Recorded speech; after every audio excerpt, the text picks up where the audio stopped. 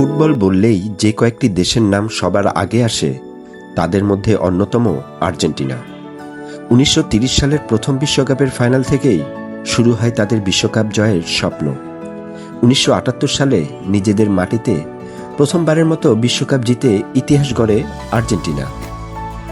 এরপর ১৯৭৬ সালে দিয়েগো ম্যারাডোনার অসাধারণ নেতৃত্বে আবারও বিশ্ব চ্যাম্পিয়ন হয় দলটি।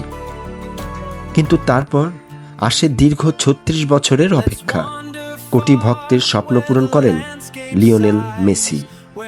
২০২১ সালে কোপা আমেরিকা এবং ২০২২ সালে কাতার বিশ্বকাপ জিতে আর্জেন্টিনা আবারও বিশ্ব ফুটবলের শীর্ষে উঠে আসে। আজ আর্জেন্টিনার ঝুলিতে রয়েছে ৩টি বিশ্বকাপ, ১৬টি কোপা আমেরিকা এবং অসংখ্য কিংবদন্তি ফুটবলারের গৌরবময় ইতিহাস। আর্জেন্টিনা শুধু একটি ফুটবল দল নয়, এটি কোটি মানুষের আবেগ। আর এখন প্রশ্ন একটাই, ২০২৬ বিশ্বকাপ কি আবারও আর্জেন্টিনার ঘরেই যাবে, নাকি নতুন কোনো চ্যাম্পিয়ন বিশ্বকে চমক দিবে? আপনার মতে ২০২৬ বিশ্বকাপ কে জিতবে? কমেন্টে জানাতে ভুলবেন না। গল্পটি ভালো লাগলে লাইক ও শেয়ার করে আমাদের সাথেই থাকুন।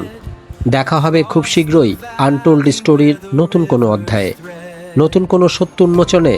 ততক্ষণ পর্যন্ত সবাই ভালো থাকুন, সুস্থ থাকুন।